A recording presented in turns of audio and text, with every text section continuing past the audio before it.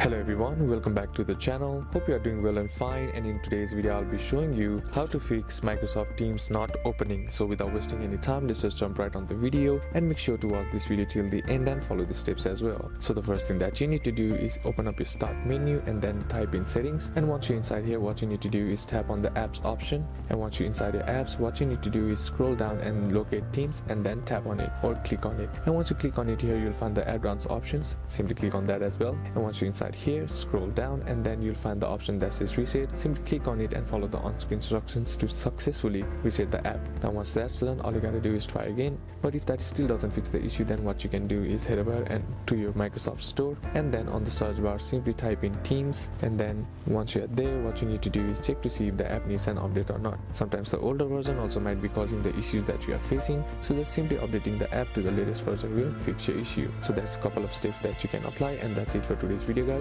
Hope this video was useful to you. Leave a like if it did, comment down below what the next video should be on, consider subbing to the channel. Thanks for watching, bye bye.